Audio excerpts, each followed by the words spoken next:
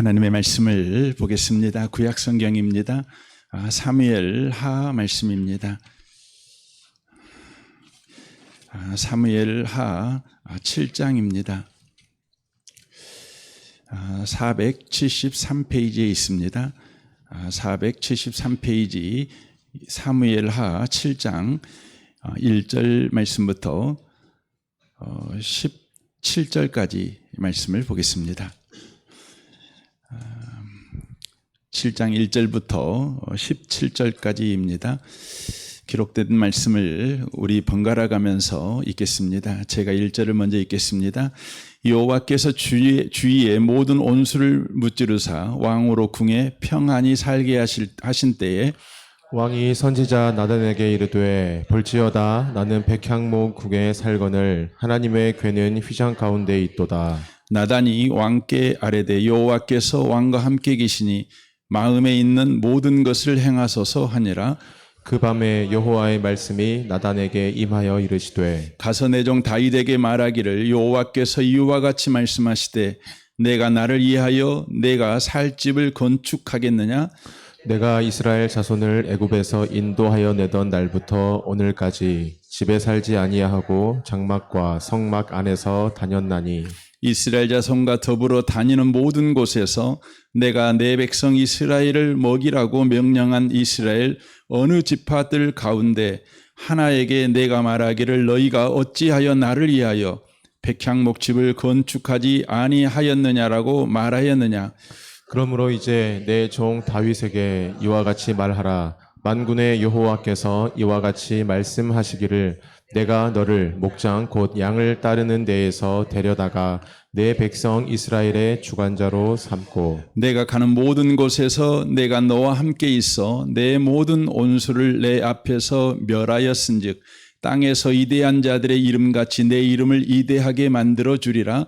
내가 또 내 백성 이스라엘을 위하여 한 곳을 정하여 그를 심고 그를 거주하게 하고 다시 옮기지 못하게 하며 악한 종류로 전과 같이 그들을 해하지 못하게 하여 전에 내가 사사에게 명령하여 내 백성 이스라엘을 다스리는 때와 같지 아니하게 하고 너를 모든 온수에게서 벗어나 편히 쉬게 하리라. 여호와가 또 내게 이르노니 여호와가 너를 위하여 집을 짓고 내 수한이 차서 내 조상과 함께 누울 때에 내가 내 몸에서 날 내 씨를 내 뒤에 세워 그를 나라를 견고하게 하리라. 그는 내 이름을 위하여 집을 건축할 것이요 나는 그의 나라 왕위를 영원히 견고하게 하리라. 나는 그에게 아버지가 되고 그는 내게 아들이 되리니 그가 만일 죄를 범하면 내가 사람의 매와 인생의 채찍으로 징계하려니와 내가 내 앞에서 물러나게 한 사울에게서 내 은총을 빼앗은 것처럼 그에게서 빼앗지는 아니하리라. 내 집과 내 나라가 내 앞에서 영원히 보존되고 내 왕위가 영원히 견고하리라 하셨다 하라. 같이 읽겠습니다. 나단이 이 모든 말씀들과 이 모든 계시대로 다윗에게 말하니라. 아멘. 아멘. 함께 예배하는 모든 분들 가운데 이 말씀의 축복이 함께 하시기를 주님의 이름으로 축원합니다. 오늘 말씀이 좀 길 수 있어서 제가 한 대까지만 하고 좀 부족한 부분은 다음 주에 연달아서 하도록 하겠습니다. 지금 다윗이 오랜 동안 전쟁을 치렀습니다. 그리고 사울에게 쫓겨서 광야 동굴을 전전하면서 참 고생하며 그렇게 인생을 살았습니다. 수많은 온수와 싸우는 인생을 살았습니다. 그리고 사울이 죽자 이제 예루살렘을 정복하고 통일 왕국의 왕이 되었습니다. 하나님께서 오늘 1절에 보시면 이제 다윗에게 평안을 주셨습니다. 1절을 보십시오. 여호와께서 주위에 모든 온수를 무찌르사 왕으로 궁에 평안히 살게 하신 때에라고 말합니다. 다윗이 이제 평안을 누리고 있을 때였습니다. 그때 다윗은 백향목으로 지은 아름다운 왕궁에 살고 있었습니다. 그러던 어느 날 다윗의 마음에 한 가지 생각이 들었습니다. 자신은 백향목 궁전에 살고 있는데 하나님의 언약궤는 아직도 천막 안에 있다는 생각이 그에게 들었습니다. 그래서 이것이 마음이 너무 아팠습니다. 그래서 선지자 나단에게 이렇게 말합니다. 2절입니다. 왕이 선지자 나단에게 이르되 볼지어다 나는 백향목 궁에 살거늘 하나님의 궤는 휘장 가운데 있도다 라고 그렇게 말을 합니다. 다윗은 하나님의 성전을 지어드리고 싶은 마음이 그에게 일어난 것입니다. 이 마음이 참으로 귀한 마음 아니겠습니까? 어느 자녀가 이제 성공해서 100평 이상의 집에 사는데 자기의 뒷바라지를 했던 아버지가 생각이 나는 겁니다. 그 아버지는 여전히 비닐하우스에 살고 있는 것이죠. 이거 인간의 도리가 아니고 자녀의 도리가 아니다. 아버지를 위해서 큰 집을 내가 지어줘야 되겠다. 이렇게 마음먹은 것과 똑같은 마음이 다윗에게 들었다는 것입니다. 나단 선지자는 이 다윗의 말을 듣고 즉시 동의합니다. 3절입니다. 나단이 왕께 아뢰되 여호와께서 왕과 함께 계시니 마음에 있는 모든 것을 행하소서 하니라 라고 말합니다. 이제 왕과 선지자의 마음이 일치했습니다. 하나님을 위해서 하나님이 거할 집을 지어주자 이렇게 그들이 마음을 먹은 것입니다. 그런데 그날 밤 하나님께서 나단 선지자를 찾아와서 이렇게 말씀하십니다. 4절입니다. 그 밤에 여호와의 말씀이 나단에게 임하여 이르시되 가서 내 종 다윗에게 말하기를 여호와께서 이와 같이 말씀하시되 네가 나를 위하여 내가 살 집을 건축하겠느냐 이렇게 말씀을 하십니다.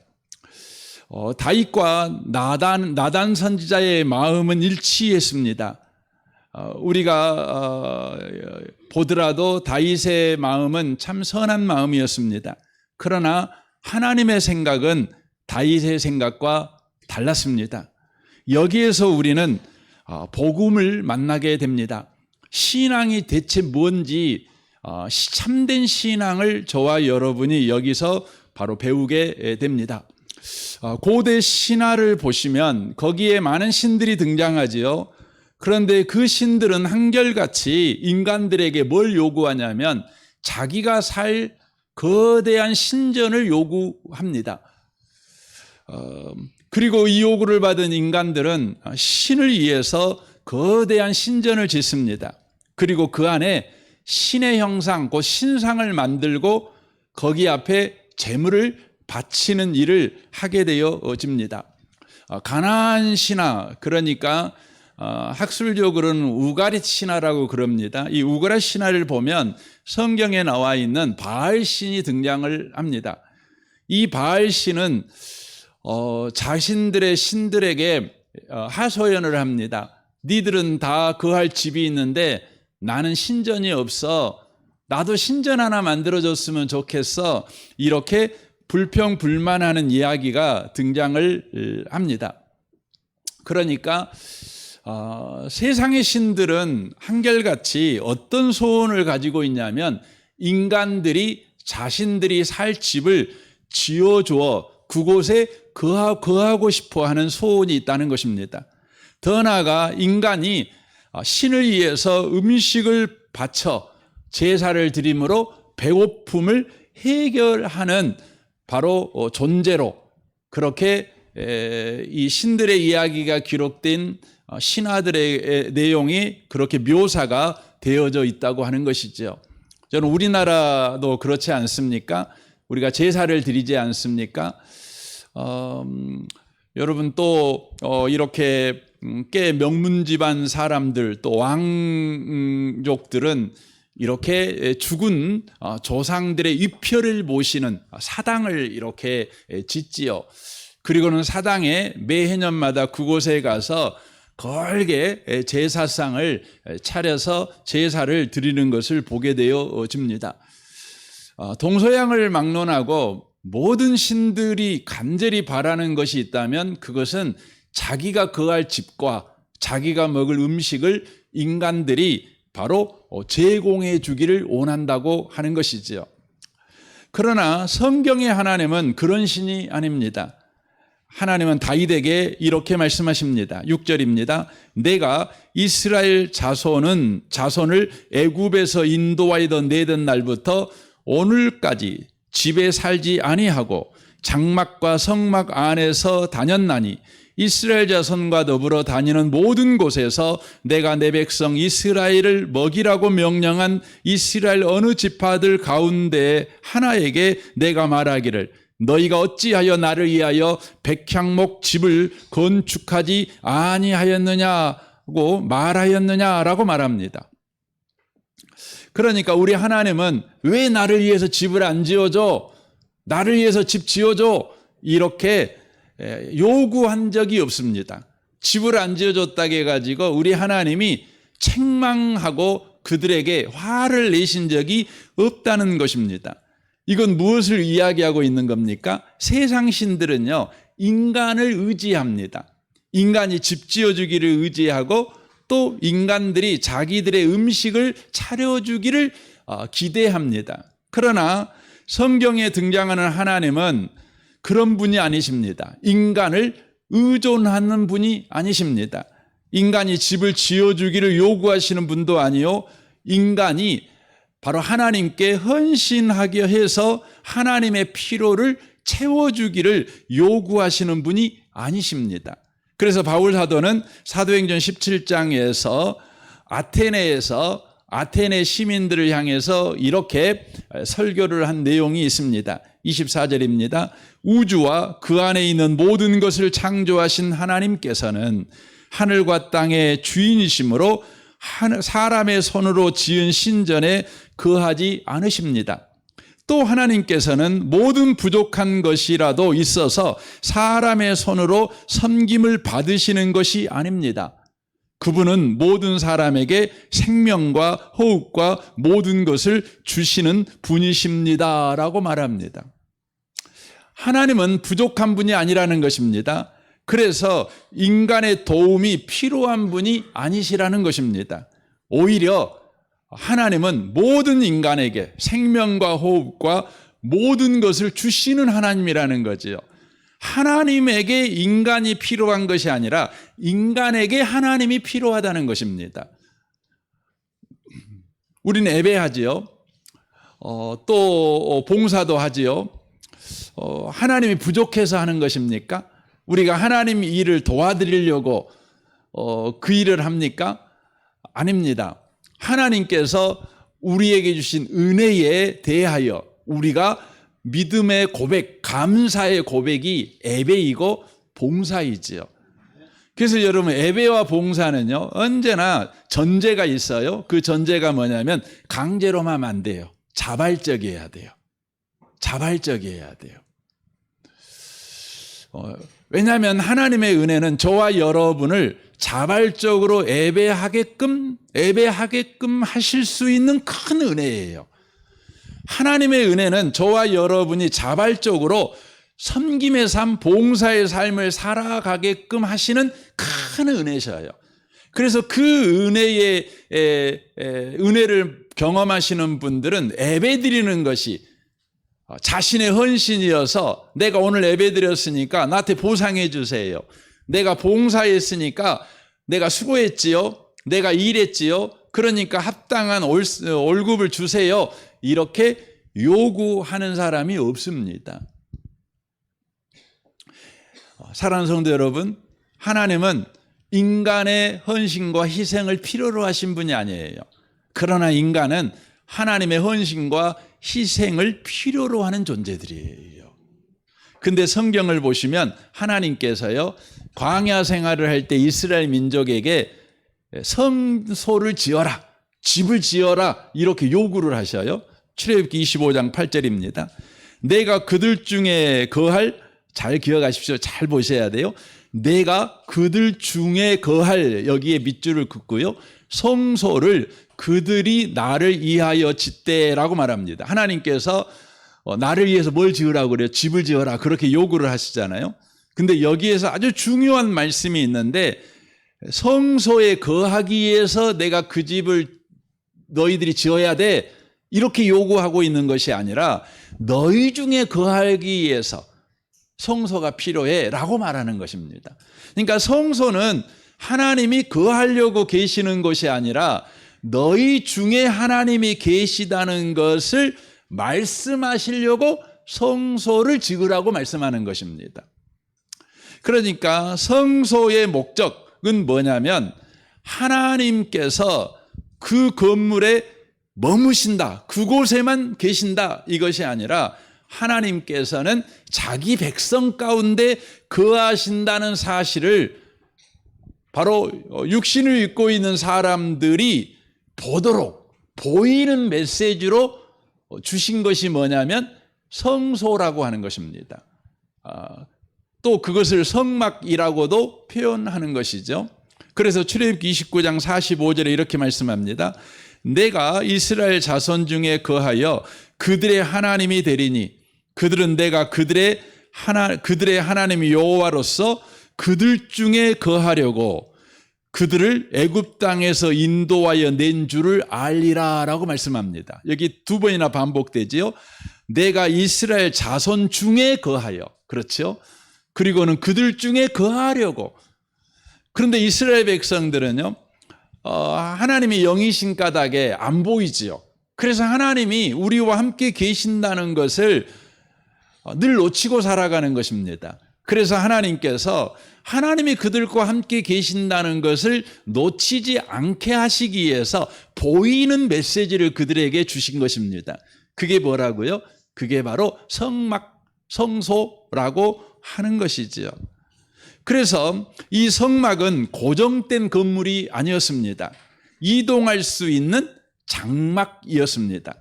백성이 머물면 이 성막도 멈추고 백성이 길을 떠나면 성막도 함께 움직였습니다. 성막 위에 구름이 떠오르면 이스라엘이 행진했고 구름이 멈추면 백성도 머물렀습니다. 출애굽기 40장 36절입니다. 구름이 성막에서 떠오를 때에는 이스라엘 자손이 곧 행진하였고 구름이 떠오르지 않을 때에는 떠오르는 날까지 행진하지 아니하였으며 라고 말하는 것이죠. 그러니까 여러분이 출애굽기를 보시면서 성막과 이스라엘 민족의 행동을 한번 이렇게 연관해서 보시면 여러분과 제가 아주 중요한 것을 발견하게 되는데 그게 뭐냐면 성막은 하나님께서 자기 백성과 함께 걸어가신다는 보이는 말씀이라는 걸 알 수가 있어요. 예. 그래서 이스라엘 백성이 계신 곳에 하나님은 항상 계셔요. 그곳이 광야든지 그곳이 수렁이든지 그곳이 메마른 땅이든지 하나님은 언제나 그들과 함께 계셔요. 그 증거가 뭐죠?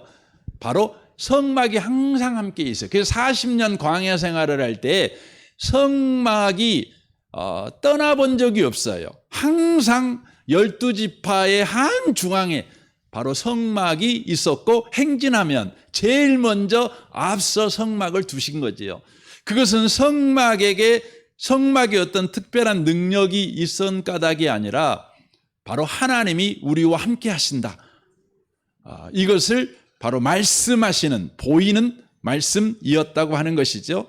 그래서 하나님께서 그들이 있는 곳에 함께 계시며 그들을 보호하시며 인도하시며 먹이신다는 임재의 표시가 뭐였냐면 바로 성소, 성막이었다는 거죠.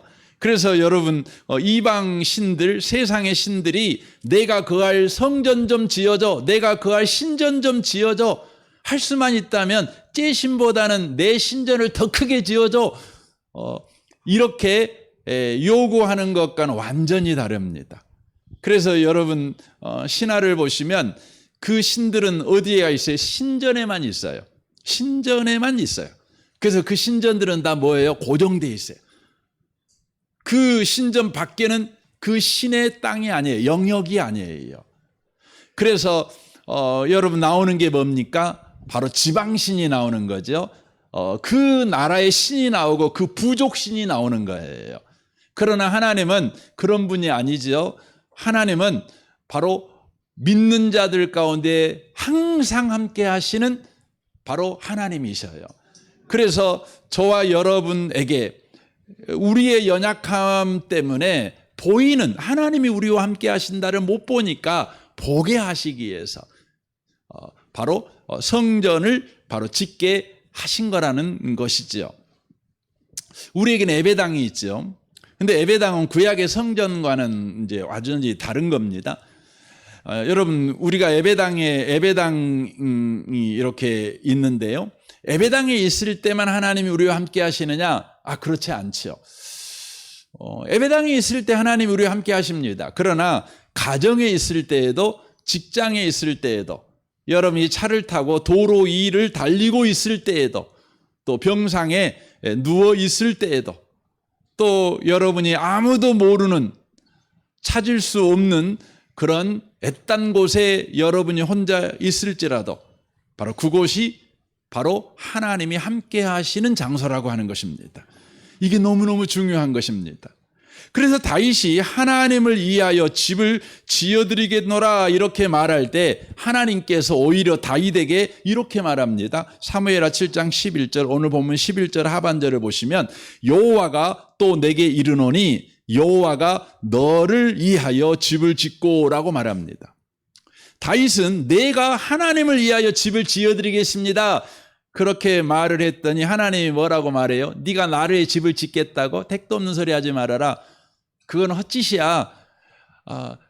내가 너를 위해 집을 지어줄 거야. 이게 복음입니다. 종교는 뭡니까? 사람이 하나님을 위해서 무엇을 해야 된다고 가르치는 게 종교예요.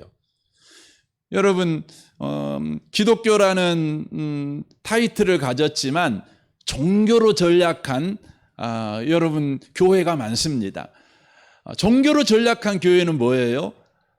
우리가 하나님을 위해서 무언가 하자 늘 강조해요. 하나님에게 우리가 무엇인가를 해서 하나님을 만족시키자, 그리하여 하나님으로부터 보상을 받자, 복을 받자. 이건 뭐예요? 이건 기독교가 아니에요. 이것은 종교예요, 종교. 불교와 똑같은 거죠. 그러나 복음은 뭡니까? 복음은요, 하나님께서 우리를 위해 무엇을 하셨는가를 선포하는 거예요. 이게 복음입니다. 여러분, 우리 교회가 은혜의 복음교회 아닙니까? 그 이름에 걸맞도록 이 교회가 주님 오시는 그날까지, 이 교회가 존재하는 그날까지 은혜의 복음이 충만한 교회가 되도록 여러분 꼭 기도하셨으면 좋겠습니다. 이 교회가 사람이 하나님을 위해서 무언가 하자고 끊임없이 요구하고 여러분을 다그치는 교회가 아니라 하나님이 우리를 위해 무엇을 하신가가 계속 선포되어 하나님을 바라고 하나님을 구하고 하나님을 찬양하고 하나님께 감사로 나아가는 그런 교회가 꼭 되었으면 좋겠습니다. 그래서 하나님께서는 다윗에게요, 네가 나를 위해 집 짓겠다고? 아니야, 내가 너를 위해서 지금까지 일해왔어. 앞으로도 그럴 거야. 그러면서 다윗에게 지내온 날들에 하나님이 다윗을 위해 하신 일을 이야기를 합니다. 8절입니다. 그러므로 이제 내 종 다윗에게 이와 같이 말하라. 나단 선지자에게 다윗에게 전달하라는 거죠. 만군의 여호와께서 이와 같이 말씀하시기를 내가 너를 목장 곧 양을 따르는 데에서 데려다가 내 백성 이스라엘의 주권자로 삼고 내가 가는 모든 곳에서 내가 너와 함께 있어 내 모든 원수를 내 앞에서 멸하였은즉 땅에서 이대한 자들의 이름같이 내 이름을 이대하게 만들어 주리라 라고 말합니다. 다윗이 하나님을 찾아낸 것이 아니라 하나님께서 다윗을 찾아오셨다는 것이죠. 다윗이 왕이 되기 위해서 하나님께 잘 보여 하나님께 인정받아 그가 왕이 된 것이 아니라 하나님께서 양을 치던 목자, 천한 직업을 가지고 있고 사람들에게 천하게 여김을 받는 그 다윗을 데려다가 이스라엘의 왕으로 세우셨다는 것이죠. 하나님이 다윗을 만나 주신 곳은 백향목 궁전이 아니라 들판이었고 광야였다는 겁니다. 비좁고 더럽고 냄새나는 양의 우리였다는 것이죠. 하나님께서 그때부터 다윗과 함께 하셔서 하나님이 다윗을 위하여 일하셨습니다. 그 일이 너무나 대단했어요. 다윗을 죽이려고 하는 수많은 원수들이 동서남북에서 밤낮으로 달려들었어요. 그리고 다윗의 내면에서도 아담의 이 DNA, 이 죄악이 다윗의 감정과 다윗의 생각과 다윗의 행동을 끊임없이 하나님에게 멀어지게 했어요. 그러니까 다윗은 바깥에서도 안에서도 그는 하나님을 위하여 하나님에게 합당하게 인정받는 삶을 산 사람이 아닙니다. 바깥도 안도요. 그는 죄인 중에 상죄인이었고 머리부터 발끝까지 다 죄만 짓는 인생을 살아간 자입니다. 그런 다윗을 하나님은요 버려버리거나 그를 천하게 여기고 너는 안 돼 하고 X자를 그어버리신 하나님이 아니라 그를 위해서 성실하게 일을 하십니다. 밤낮으로 다윗이 죄를 지을 때 밤낮으로 다윗을 죽이려는 자들이 다윗을 향해 공격해 올 때 우리 하나님은요 낮에 해가 그를 상하지 못하게 하고 밤에 달이 그를 상하지 못하도록 졸지도 않고 주무시지도 않고 다윗을 위해서 일하십니다. 그리고 그가 마침내 왕의 자리에 오르게 만들어버린 것입니다. 그러므로 다윗이 왕이 된 것은 그가 하나님을 위하여 헌신한 보상으로 다윗이 왕이 된 것이 아닙니다. 전적인 하나님의 은혜입니다. 지옥 가야 될 자를 끄집어내어 가지고요 영광스러운 자리에 앉힌 것입니다. 대단하고 놀랍지 않습니까? 이것을 이야기를 하는 겁니다. 그래서 네가 나를 위해서 뭔가 하겠다고? 아니야, 내가 너를 위해 할 거야. 그리고 나는 너를 위해서 계속 일을 할 것인데 땅에서 위대한 자들의 이름같이 내 이름을 위대하게 내가 만들어 버릴 거야 라고 말합니다. 여러분 과연 다윗의 이름이 얼마나 위대합니까? 여러분 예수 믿는 사람이나 안 믿는 사람이나 여러분 다윗 다 압니다. 요즘 세상에서 다윗 모르는 사람 없어요. 여러분 다윗 이름을 너무 우리가 자주 부르고 그러다 보니 다윗이 되게 친밀하게 느껴지잖아요. 그래서 다윗이 굉장히 근래의 사람같이 느껴집니다. 여러분 다윗은 여러분 얼마나 오래된 사람이냐면요. 여러분 우리나라 고조선이 고구려가 여러분 건국된 것이 그 주전 4년인가 뭐 30년 이때 된 거 주몽이 그때 태어났습니다. 근데 다윗은 주몽보다 1000년 전 사람입니다. 1000년 전. 얼마나 멀은 사람입니까? 근데도 여러분 모든 역사 속에서 또 모든 또 시대 속에서 모든 장소 속에서 다윗을 압니다. 어떻게 그렇게 된 겁니까? 하나님이 다윗을 위해서 바로 일하셨기 때문에 그런 것입니다. 그런 것입니다. 다윗을 떠나지 않고 버리지 않고 다윗과 함께 하신 것입니다. 어디에 가든지 함께 하신 것입니다. 여러분 하나님이 함께 하신다. 이게 뭐죠? 이게 바로 장막입니다.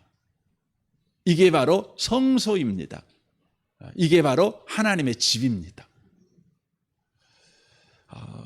야곱에게 약속하셨던 것처럼 하나님은 야곱의 약속을 이어받은 다윗에게도 함께 하셨죠. 얼마나 놀라운지 모릅니다. 사랑하는 성도 여러분, 다윗과 함께 하셨던 그 주님이 우리와도 함께 하심을 여러분 믿으시기를 바랍니다. 여러분의 신앙의 방향을 트십시오.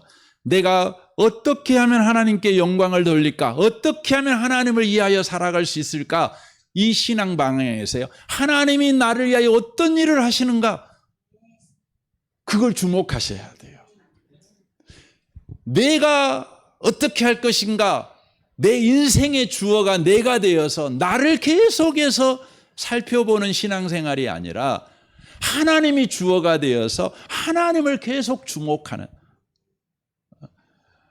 여러분 신앙생활 하셔야 되는 겁니다. 그래서 복 있는 사람이 누굽니까? 시편 1편이 말하잖아요. 복 있는 사람은 악인의 길을 쫓지 않고 죄인의 길에 서지 않고 오만한 자의 자리에 앉지 않고, 이거 한마디로 말하면 이 사람, 자기를 포함한 겁니다. 자기를 포함한 사람의 생각, 사람의 깨, 사람의 목적, 사람의 열심을 묵상하지 않아요.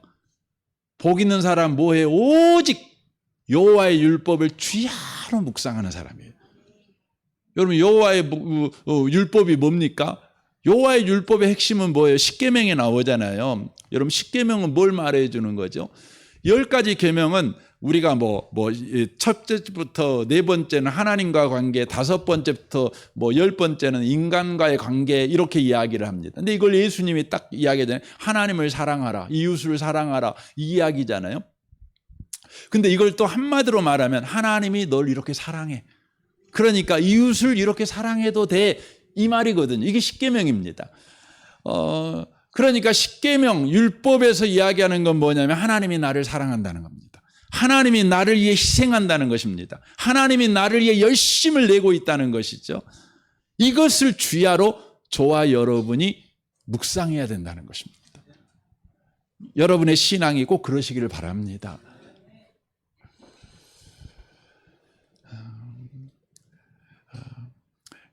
우리 11절 하반절을 보겠습니다. 여호와께서 또 내게 이르시되 여호와가 나를 위하여 집을 짓고 내 수완이 차서 내 조상들과 함께 누울 때에 내가 내 몸에서 날 내 씨를 내 뒤에 세워 그의 나라를 견고하게 하리라.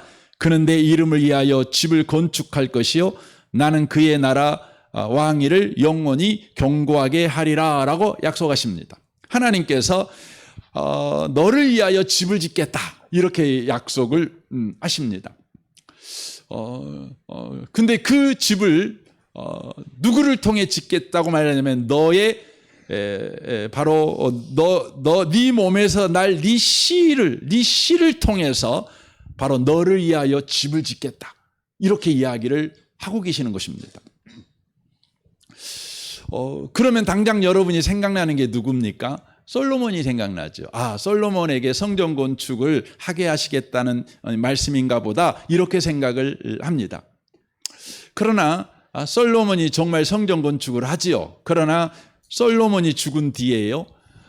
남유다와 북이스라엘로 나라가 갈라집니다. 그리고 북이스라엘은 아수르에게 멸망하고 남유다는 바벨론에게 멸망합니다. 성전은 무너지고 다윗 왕조도 역사 속에서 사라져버립니다. 그러므로 이 말씀은 솔로몬인에게 이야기한 내용이 아닙니다. 그럼 누구에게 말해주신 이야기일까요? 마태복음 1장은 이렇게 시작됩니다. 아브라함과 다윗의 자손 예수 그리스도의 계보라라고 되어 있습니다. 그러니까 여기에 나와 있는 네 몸에서 날 네 씨가 누구냐면 바로 솔로몬을 말하고 있는 것이 아니라 예수 그리스도를 바로 이야기하고 있는 것입니다. 예수 그리스도를 통해서 하나님의 집 성전을 짓겠다는 겁니다. 성전을 지어버리겠다. 이렇게 약속을 하는 거죠. 근데 솔로몬이 지은 돈으로 또 금으로 돌로 지은 그 성전은 무너져 버렸어요. 그런데 다윗의 그 몸에서 날 그 씨가 지을 성전은 절대 무너지지 않는다는 겁니다. 그 성전이 바로 지을 분이 누구냐? 예수 그리스도시죠. 그래서 예수님이 이렇게 말씀합니다. 요한복음 2장 19절입니다. 예수께서 대답하여 이르시되 너희가 이 성전을 헐라 내가 사흘 동안에 일으키리라 하셨으니 예수는 성전된 자기 육체를 가르쳐 말씀하신 것이라 라고 말씀합니다. 예수님이 건축하시는 하나님의 집은 돌로 지은 건물을 의미하지 않는다는 것입니다. 예수님은 자신의 몸을 참된 성전이라고 말씀을 하십니다. 그리고 예수님은 십자가에서 죽으시고 3일 만에 부활하셔서 참된 성전을 세우시겠다 이렇게 말씀을 하시는 것이죠.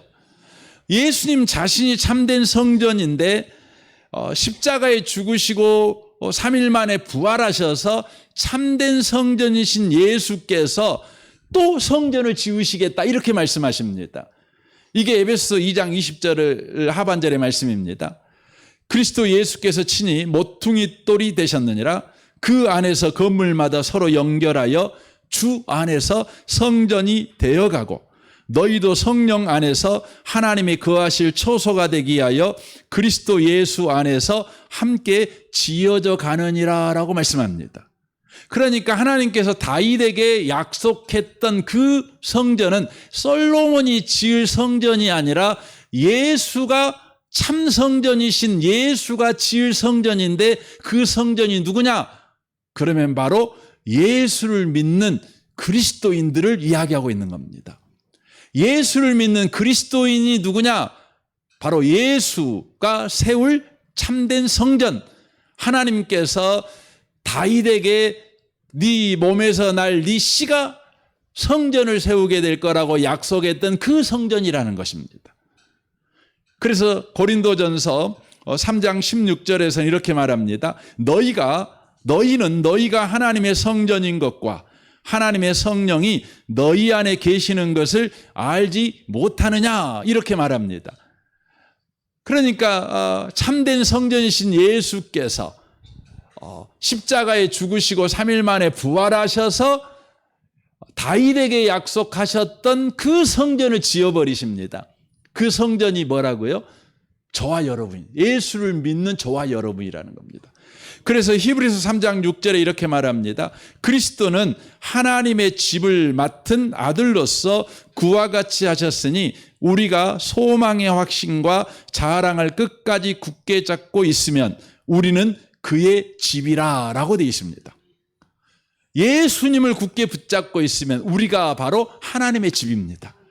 다윗에게 약속하셨던 그 집이 바로 저와 여러분이라는 것이고 참된 성전이셨던 예수께서 십자가에 죽으시고 3일 만에 부활하셔서 지은 집이 바로 저와 여러분이라고 하는 것입니다. 예수가 지은 그 집, 바로 그 집이 다른 말로 뭐냐면 교회지요. 교회. 저와 여러분이 교회 아니겠습니까? 여러분 솔로몬이 지은 성전은요 무너져 버렸어요. 그러나 예수가 지은 하나님의 집 교회는 무너지지 않습니다. 그래서 예수께서 마태복음 16장 18절에서 이렇게 말씀합니다. 내가 이 반석 위에 내 교회를 세우리니 음부의 권세가 이기지 못하리라 라고 말씀합니다. 여러분 음부의 권세는 곧 사망의 권세를 말합니다. 세상이 가지고 있는 권세이지요. 그래서 이 땅에 사는 사람들은 그 운명이 뭡니까? 다 죽습니다. 세상에 사는 사람들은 다 죽습니다. 그가 아무리 잘났든 아무리 똑똑하든 반드시 죽습니다. 그런데 이 죽음의 세력을 가진 세상이 여러 방법으로 교회를 무너뜨리려고 공격을 하지요. 정치 권력을 통해 교회를 박해하고 언론과 문화와 사상을 통해 거짓과 제약으로 교회를 타락시킵니다. 또 이협과 유혹으로 교회를 막 흔듭니다. 그리하여 때때로 우리가 보이는 지역교회가 쇠퇴하거나 문을 닫는 경우가 사실 생깁니다. 그래서 여러분 우리나라는 지금 한 해에 약 3,000개 교회가 문을 닫는데요. 굉장한 속도죠. 물론 또 한 해에 거의 3,000개 정도 교회가 개척되다 보니까 교회가 여전하게 숫자가 거의 비등비등합니다. 그러나 최근에는요 문을 닫는 교회가 개척하는 교회 숫자보다 더 많아지고 있는 것이 사실입니다. 그러나 저와 여러분은 기억하셔야 됩니다.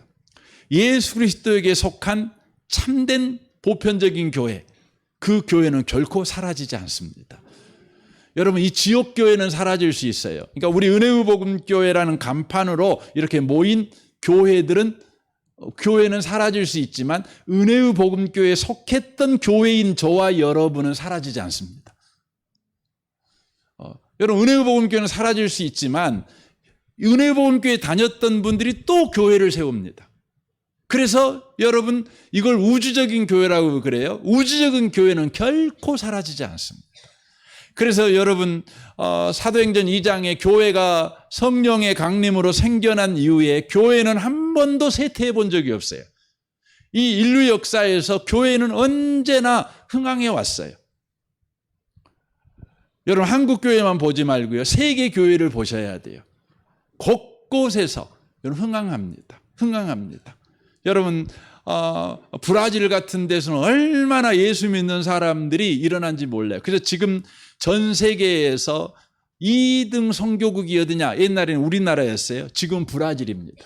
브라질이 2등 선교국이 되었어요. 여러분 그 예루살렘에 한번 가보세요. 가보시면은요, 우리는 되게 조용조용하게 이렇게 관람하고 다닙니다. 그런데요, 모이는 곳 가는 곳마다 막 예배 드리고 막 기도하고 이런 사람들이 있어요. 그게 누구냐면 다 남미 사람들이.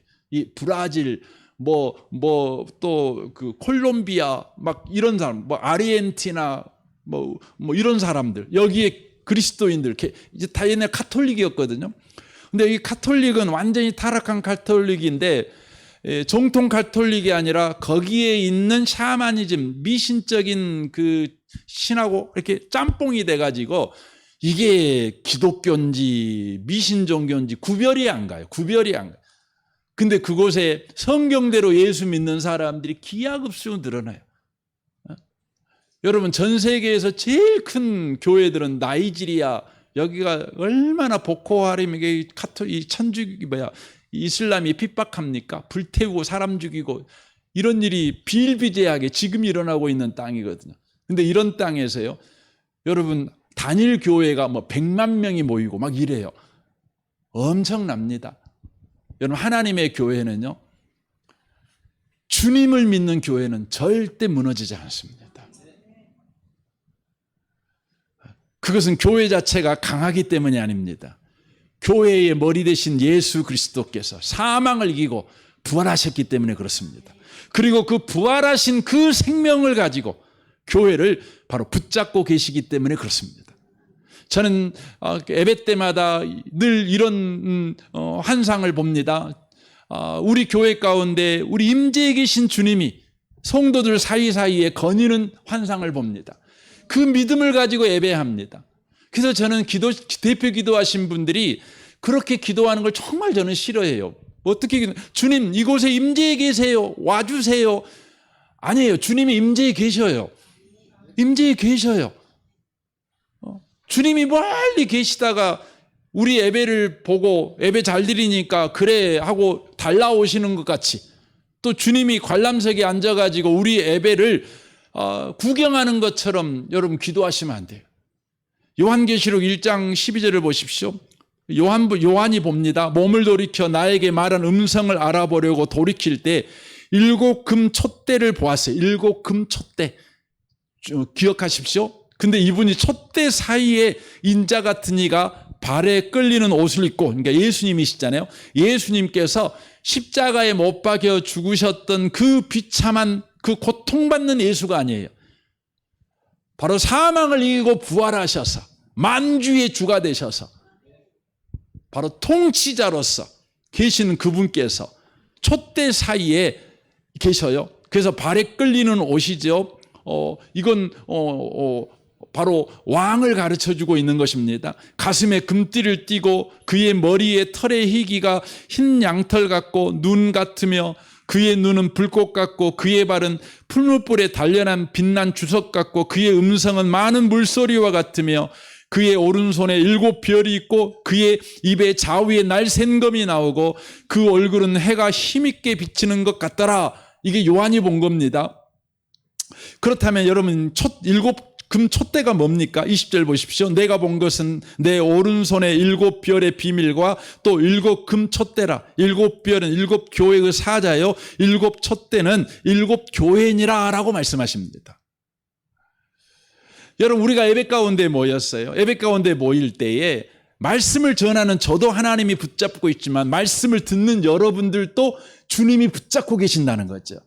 주님이 여러분 사이를 거느시고 계신다는 거죠. 거는다는 건 예배 잘 드린가, 졸지 않는가, 깨우고 다니신다는 말이 아니라 여러분의 심령을 살피시고 여러분을 보호하시고 붙드시고 여러분에게 꼭 필요한 은혜를 공급하시는 그 일을 지금 하고 계신다는 걸 말씀하는 것입니다. 그래서 교회는 승리한다는 거예요. 교회는 패배할 수 없어요. 교회는 영원해요. 솔로몬이 세운 성전은 무너져 버렸죠. 돌 위에 돈 하나도 남지 않고 무너져 버렸죠. 또 스룹바벨에 의해서 세워졌고 또 누굽니까? 헤롯 왕에 의해서 다시 리모델링 돼가지고요 세워졌어요. 그러나 또 무너졌어요. 인간이 세운 성전은 무너질 수밖에 없어요. 그러나 예수 그리스도가 세운 성전, 바로 교회, 예수 믿는 저와 여러분, 예수 믿는 사람의 모임, 이것은 바로 주님이 붙잡고 계시고 주님이 함께 역사하고 있는 까닭에 무너지지 않는 것입니다. 이것을 보여주는 성경이 뭡니까? 요한계시록입니다. 요한계시록은 무서운 이야기가 기록되어 있는 책이 아니라 교회가 승리한다, 이걸 보여주는 거예요. 어떤 나팔재앙, 대접재앙, 벨재앙이 일어나도 사방에서 바람이 막 불어오지요. 막 흑말탄자가 나타나고 백마탄자가 나타나고 또 황색 말탄자가 나타나고 그러잖아요. 전쟁이 일어나고 기근이 일어나고 전염병이 창궐하고 독재자가 일어나고, 이걸 다 보여주는 말이거든요. 일어나더라도 어때요? 교회는 이겨요. 교회는 이겨요. 주님이 세운 교회는 무너지지 않아요. 영영이 서 있어요.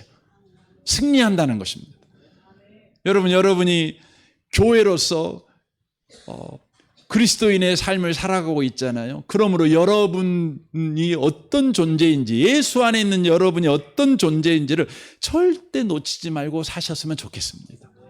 그래서 계시록 17장 14절 이렇게 말합니다.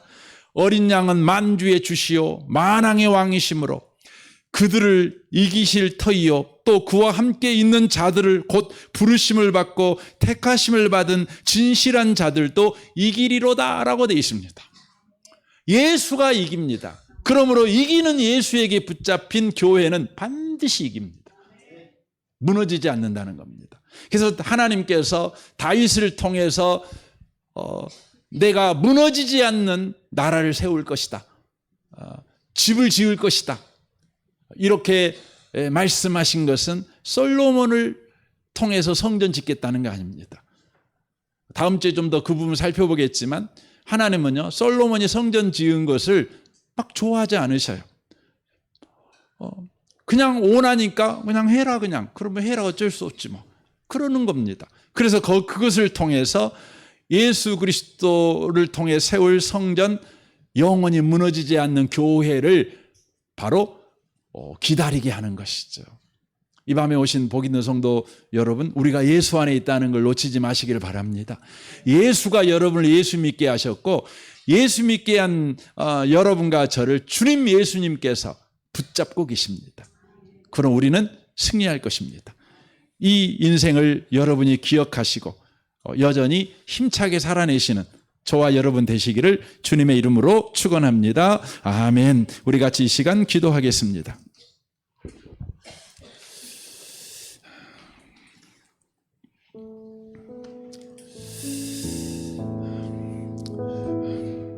복음은 우리가 무엇을 할 거가 아닙니다. 하나님이 무엇을 하시는가. 그러므로 복음적 삶을 살아가는 사람들은 어떤 문제를 만나면 내가 뭐 잘못했지?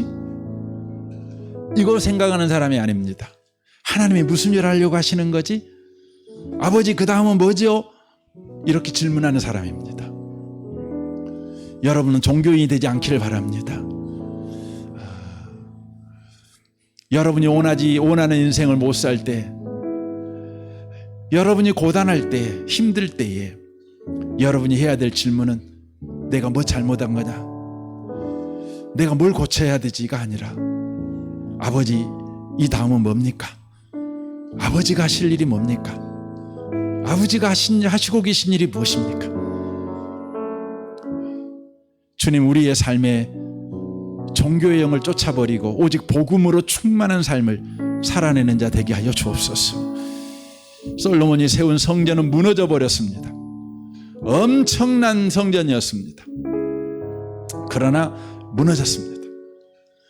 예수 그리스도가 세운 성전, 곧 저와 여러분 교회는 무너지지 않습니다. 우리는 승리합니다. 주님, 예수 그리스도로 세워진 우리 인생 승리한다는 것을 믿고 승리자로 매일매일을 살아내는 자 되게 하여 주옵소서.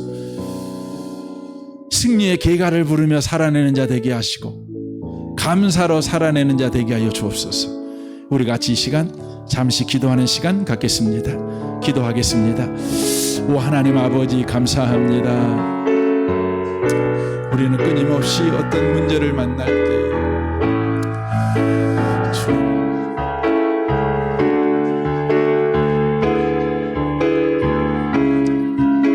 우리를 돌아봅니다.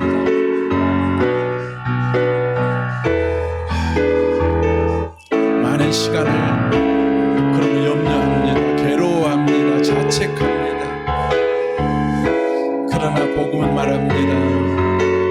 하나님이 일하신다. 하나님을 바라보고 오 주님, 주님, 우리로 하여금 계속해서 복음의 삶을 살아가기를 합니다. 하나님을 위하여 무엇을 할 것인가가 아니라 하나님이 나를 위하여 무엇을 하고 계시는가를 주목하는 우리가 되도록 축복하여 주옵소서. 오 주님, 주님, 다윗은 좋은 마음으로 하나님을 위하여 집을 지어야 되겠다고 생각했습니다. 그때 하나님께서 나단 선지자를 통해 네가 나를 위해서 무엇을 하겠다고? 말도 안 되는 소리 하지 마. 내가 너를 위해서 일하는 거야 라고 말씀하셨습니다. 주님, 감사합니다. 이것이 우리에게 복음이어서 너무너무 감사합니다. 우리는 끊임없이 종교에 붙잡혀 살아갑니다. 무슨 문제를 만나고 삶이 어렵고 힘들어지면 내가 무엇을 잘못했는가, 내가 무엇을 바꿔야 되는가, 자기를 개선하는 일에 염려하고 근심하고 자책합니다. 그러나 주님이 오늘 다윗을 통해 말씀하시는 것은 그때마다 주님이 나를 위해 무엇을 하시는가, 아빠 그 다음은 뭡니까? 이렇게 묻는 삶인 것을 우리에게 가르쳐 주시니 감사합니다. 끊임없이 우리의 삶이 종교에서 떠나 복음의 삶을 살아내는 우리가 되게 하여 주옵소서. 은혜의 복음이 늘 살아있게 하시고 은혜의 복음이 늘 우리를 주장하는 은혜가 있기를 원합니다. 솔로몬이 지은 그 성전은 무너져 버렸지만 예수가 십자가에서 죽으시고 3일 만에 부활하셔서 세운 교회, 우리는 무너지지 않습니다. 반드시 승리합니다. 그러므로 예수로 지어진 우리 인생, 승리자답게 그렇게 승리의 계가를 부르며 늘 살아가는 자 되게 하여 주옵소서. 실패할 사람처럼, 망할 사람처럼, 잘못 살고 있는 사람처럼 끊임없이 자책하느라 또 낙심하느라 인생을 버려버리지 않고 예수 안에서 늘 감사하며 기뻐하며 그렇게 살아내는 우리가 되게 해 주옵소서. 이 밤에 주님을 찬양합니다. 예수님의 이름으로 기도합니다. 아멘.